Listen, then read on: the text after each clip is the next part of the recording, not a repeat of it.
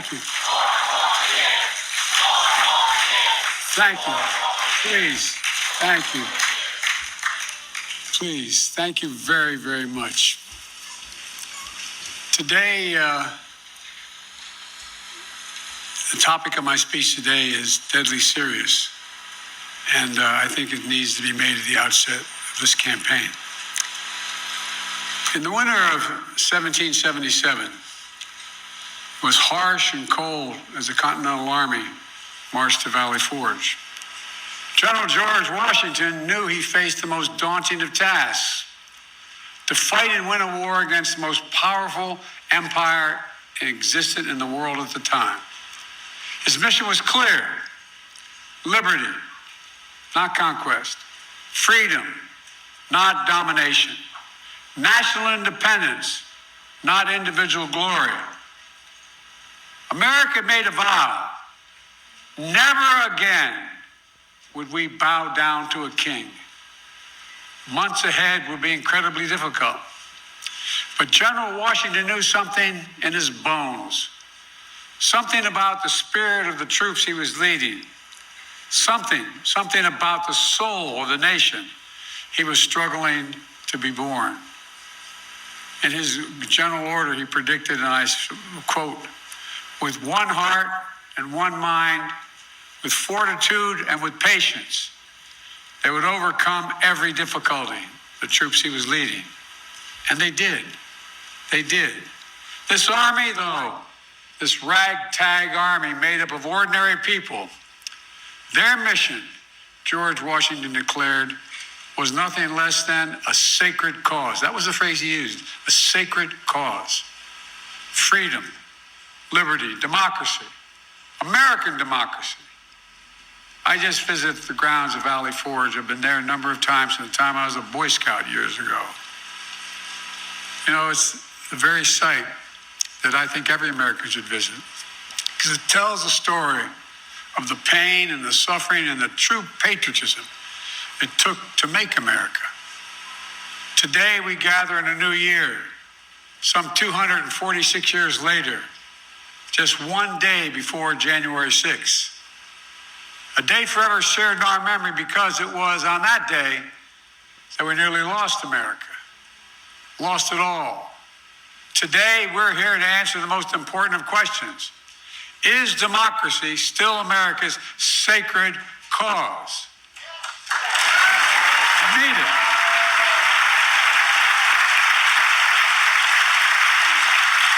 This is not rhetorical, academic, or hypothetical. Whether democracy is still America's sacred cause is the most urgent question of our time. And it's what the 2024 election is all about. The choice is clear. Donald Trump's campaign is about him, not America, not you. Donald Trump's campaign is obsessed with the past, not the future. He's willing to sacrifice our democracy, put himself in power. Our campaign is different.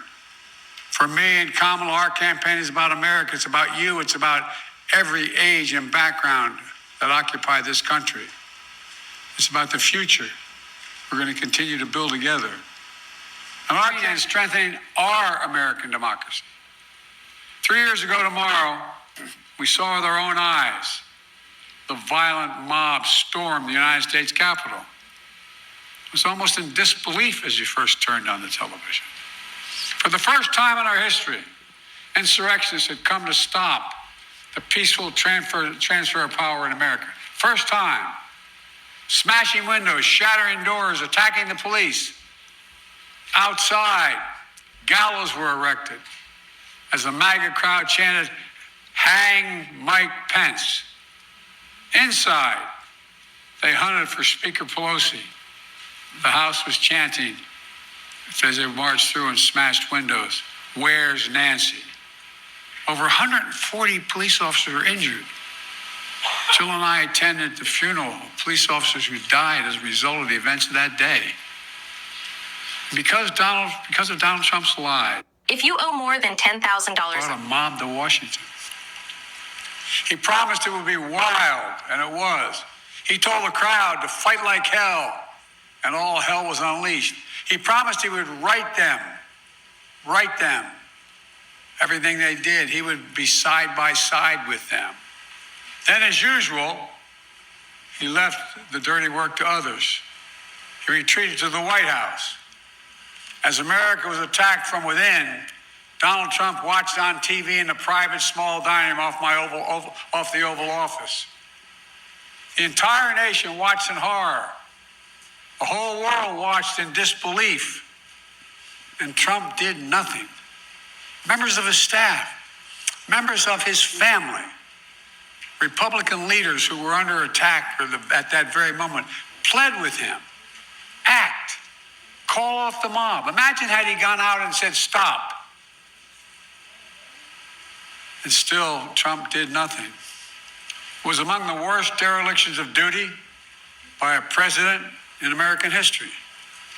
An attempt to overturn a free and fair election by force and violence. A record 81 million people voted for my candidacy and to end his presidency. Trump lost the popular vote by 7 million. Trump's claims about the 2020 election never could stand up in court. Trump lost 60 court cases, 60. Trump lost the Republican-controlled states. Trump lost before a Trump-appointed judge and then judges. And Trump lost before the United States Supreme Court. All of it, he lost. Trump lost recount after recount after recount and state after state. But in desperation and weakness, Trump and his MAGA followers went after election officials who ensured your pardon them if he returns to office. Trump said that there was a lot of love on January the 6th. The rest of the nation, including law enforcement, saw a lot of hate and violence. One Capitol Police officer called it a medieval battle. That same officer was called vile racist names. He said he was more afraid in the capital of the United States of America, in the chambers, than when he was fighting as a soldier in the war in Iraq. He said he was more afraid inside the halls of Congress than fighting in the war in Iraq. These public servants had their lives forever upended by attacks and death threats for simply doing their jobs. In Atlanta, Georgia, a brave black mother and her daughter, Ruby Freeman and Shay Moss, were doing their jobs as elected workers until Donald Trump and his MAGA followers targeted and threatened them, forcing them from their homes and unleashing racist vitriol on them. Trump's personal lawyer, Rudy Giuliani, who was just hit with a $148 million judgment for cruelty and defamation that he inflicted against them. Other state and local elected officials across the country faced similar personal attacks. In addition, Fox News agreed to pay a record $787 million for the lies they told about voter fraud. Let's be clear about the 2020 election.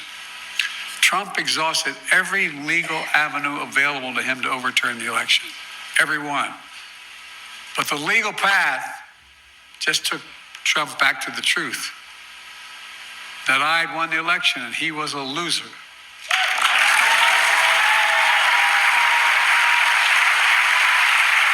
Well,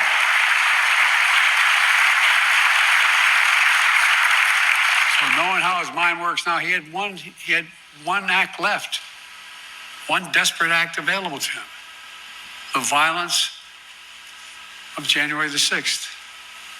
And since that day, more than 1,200 people have been charged for their assault on the Capitol. Nearly 900 of them have been convicted or pled guilty. Collectively, to date, they have been sentenced to more than 840 years in prison.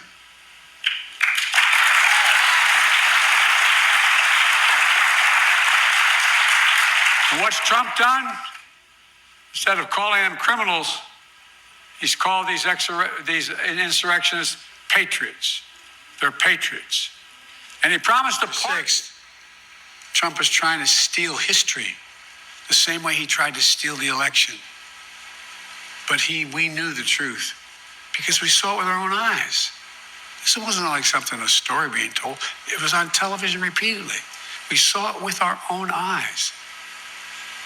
Trump's mob wasn't a peaceful protest. It was a violent assault.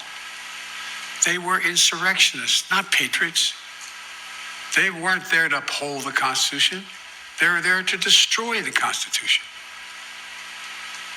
Trump won't do what an American president must do. He refuses to denounce political violence. So hear me clearly. I'll say what Donald Trump won't.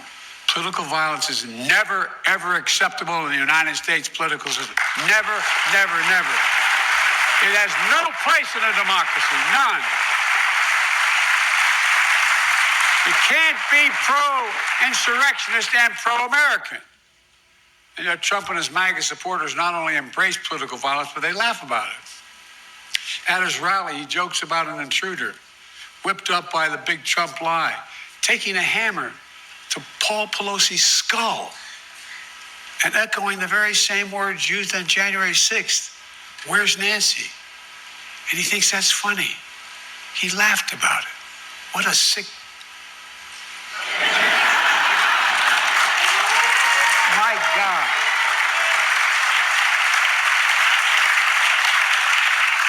I think it's despicable, seriously. It's not just for a president, for any person to say that. But to say it to the whole world listening. When I was overseas, anyway. Trump's assault on democracy isn't just part of his past. It's what he's promising for the future. He's being straightforward. He's not hiding the ball. With a choir of January 6th insurrectionists singing from prison on a cell phone, while images of the January 6th riot played on a big screen behind him at his rally. Can you believe that? This is like something out of a fairy tale, a bad fairy tale. Trump began his 2024 campaign by glorifying the failed violent insurrection on our Capitol. The guy who claims law and order sows lawlessness and disorder. Trump's not concerned about your future, I promise you. Trump is now promising a full-scale campaign of revenge and retribution, his words, for some years to come. They were his words, not mine.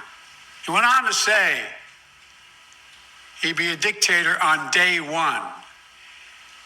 I mean, if I were writing a book of fiction, I said an American president said that. Oh, the termination of all the rules, regulations, and articles, even those found in the U.S. Constitution,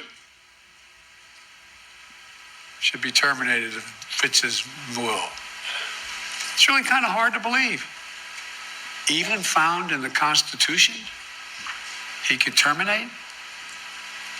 He's threatened the former chairman of the Joint Chiefs of Staff with the death penalty.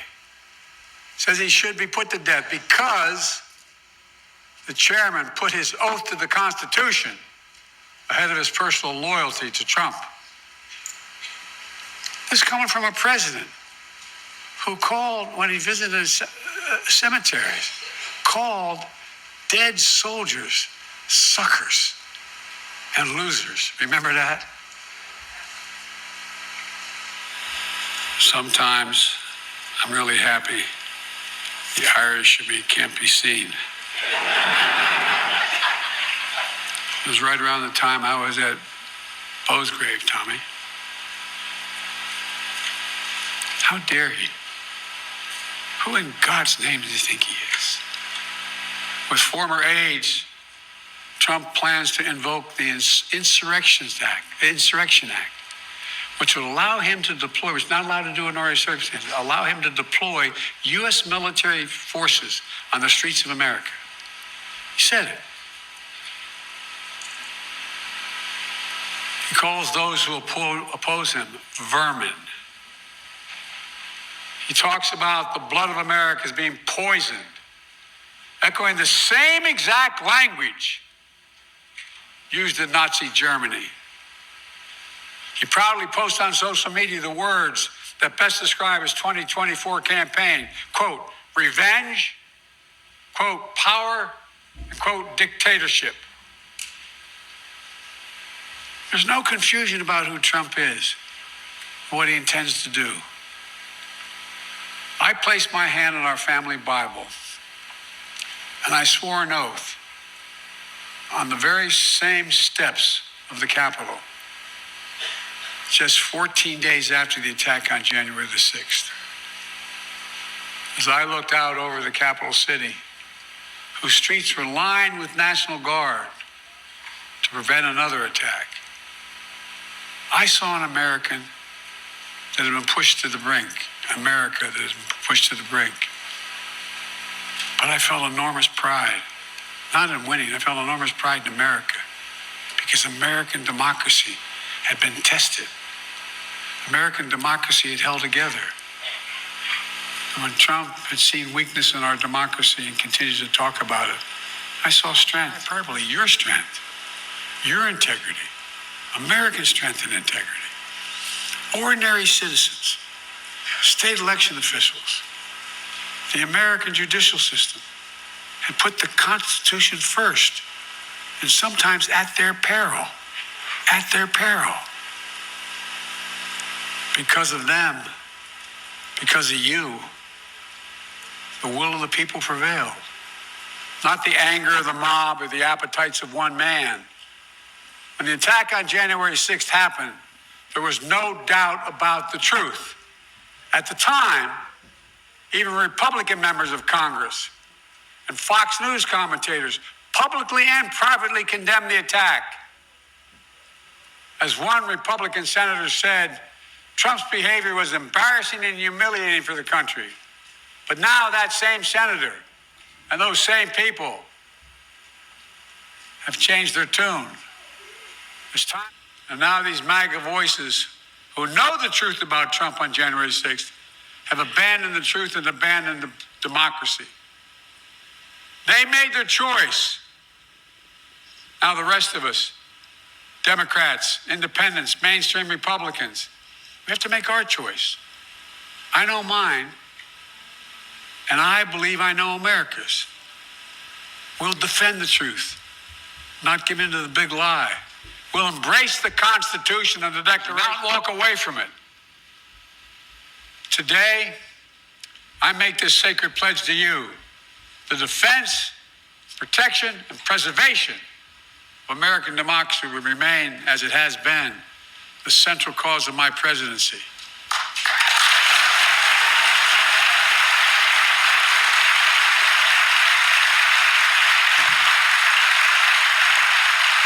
America, as we begin this election year, we must be clear. Democracy is on the ballot. Your freedom is on the ballot. Yes, we'll be voting on many issues. On the freedom to vote and have your vote counted. On the freedom of a choice. The freedom to have a fair shot. The freedom from fear. And we'll debate and disagree. Without democracy, no progress is possible. Think about it. The alternative to democracy is dictatorship. The rule of one, not the rule of we, the people. That's what the soldiers of Valley Forge understood. And so was me. We have to understand it as well. We've been blessed so long with a strong, stable democracy. It's easy to forget why so many before us risked their lives and strengthened democracy. What our lives would be without it. Democracy means having the freedom to speak your mind, to be who you are, to be who you want to be. Democracy is about being able to bring about peaceful change. Democracy is how we've opened the doors of opportunity wider and wider with each successive generation, notwithstanding our mistakes. But if democracy falls, we'll lose that freedom. Travel with me as I meet with other heads of state throughout the world. Look at the authoritarian leaders and dictators Trump says he admires. He out loud says he admires. I won't go through them all. It'll take too long. Look, remember how he refers to what he calls love letter exchanges between he and the dictator of North Korea? Those women and men out there in the audience who ever fought for the American military, would you ever believe you'd hear a president say something like that? His admiration for Putin. I could go on. And look at what these autocrats are doing to limit freedom in their countries. They're limiting freedom of speech, freedom of press, freedom to assemble, women's rights, LGBTQ rights. People are going to jail, so much more. It's true, the push and pull of American history is not a fairy tale. Every stride forward in America is met with ferocious backlash many times from those who fear progress and those who exploit that fear for their own personal gain. From those who traffic in lies, toll for power and profit. For those who are driven by grievance and grift, consumed by conspiracy and victimhood. From those who seek to bury history and ban books. Do you ever think you'd be in a political event talking about book banning for the presidential election? The choice and contest between those forces, those competing forces, between solidarity and division is perennial. But this time it's so different. You can't have a contest. You can't have a contest if you see politics as an all-out war instead of a peaceful way to resolve our differences. All-out wars. That's why he doesn't understand the most fundamental truth about this country. Unlike other nations on earth, America is not built on ethnicity, religion, geography. We're the only nation in the history of the world built on an idea. Not hyperbole, built on an idea. We hold these truths to be self-evident, that all men and women are created equal. It's an idea. Declared in the Declaration, created in a way that we viewed everybody as equal and should be treated equal throughout their lives. We've never fully lived up to that. We have a long way to go. But we've never walked away from the idea. We've never walked away from it before. And I promise you, I will not let Donald Trump and the MAGA Republicans force us to walk away now. Where a determined minority is doing everything in its power to try to destroy our democracy for their own agenda. The American people know it. And they're standing bravely in the breach. Remember after 2020, January 6th insurrection to undo the election in which more Americans had voted than any other in American history? America saw the threat posed to the country, and they voted them out. In 2022, historic midterm election, in state after state, election after election, the election deniers were defeated. Now in 2024, Trump is running as the denier-in-chief, the election denier-in-chief. Once again, he's saying he won't honor the results of the election if he loses. Trump says he doesn't understand. Well, he still doesn't understand the basic truth. That is, you can't love your country only when you win. You can't love your country only when you win.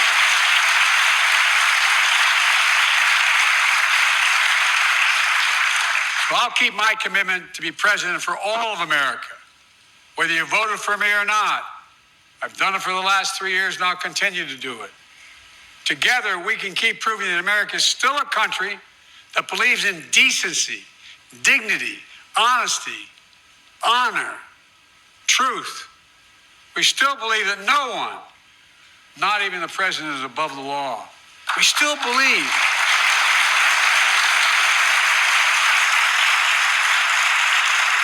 the vast majority of us still believe that everyone deserves a fair shot at making it.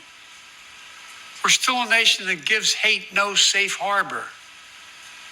I tell you from my experience working with leaders around the world, and I mean this sincerely, not a joke, that America is still viewed as the beacon of democracy for the world. How many world leaders, and I know all of them, virtually all of them, grab my arm in private and say, "He can't win.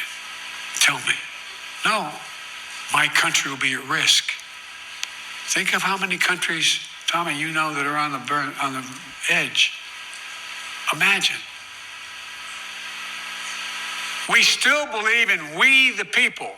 And that includes all of us, not some of us. Let me close with this. In a cold winter of 1777, George Washington and his American troops in Valley Forge waged a battle on behalf of a revolutionary idea. That everyday people, like where I come from and the vast majority of you, not a king or a dictator, that everyday people can govern themselves without a king or a dictator. In fact, in the rotunda of the Capitol, there's a giant painting of General George Washington, not President Washington. And he is resigning his commission as Commander-in-Chief of the Continental Army. A European king at the time said, after he won the revolution, now's the time for him to declare his kingship. But instead, the mob that attacked the Capitol, waving Trump flags and Confederate flags, stormed right past that portrait. That image of George Washington gave them no pause, but it should have. The artist who painted that portrait memorialized that moment because he said it was, quote, one of the highest moral lessons ever given to the world, end of quote. George Washington was at the height of his power, having just defeated the most powerful empire on earth. Could have held on to power as long as he wanted. He could have made himself not a future president, but a future monarch, in effect. And he could have stayed for 2, 3, 4, 5 terms till he died. But that wasn't the America he and the American troops at Valley Forge had fought for. In America, genuine leaders, democratic leaders with a small d, don't hold on to power relentlessly. Our leaders return power to the people, and they do it willingly, because that's the deal. You do your duty. You serve your country. And ours is a country worthy of service, as many Republican presidents and Democratic presidents have shown over the years. We're not perfect, but at our best, we face head on the good, the bad, the truth of who we are. We look in the mirror, and ultimately never pretend we're something we're not. That's what great nations do. And we're a great nation. We're the greatest nation on the face of the earth. We really are.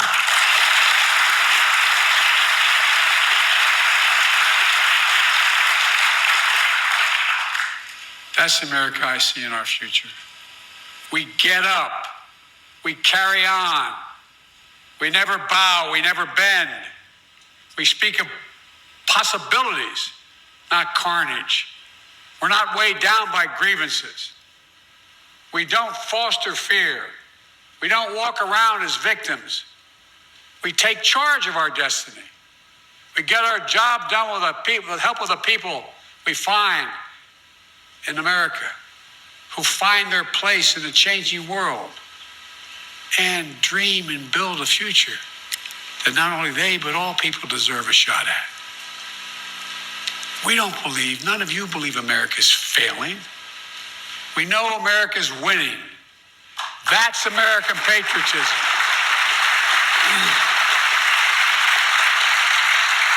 It's not winning because of Joe Biden. It's winning. This is the first national election since January 6th. Insurrection placed a dagger at the throat of American democracy since that moment. We all know who Donald Trump is. The question we have to answer is, who are we? That's what's at stake. Who are we? In the year ahead, as you talk to your family and friends, cast your ballots. The power is in your hands. After all we've been through in our history, from independence to civil war to 2 world wars to a pandemic to insurrection, I refuse to believe that in 2024 we Americans will choose to walk away from what's made us the greatest nation in the history of the world. Freedom, liberty, democracy is still a sacred cause. And there's no country in the world better positioned to lead the world than America. That's why I've said it many times. That's why I've never been more optimistic about our future. And I've been doing this a hell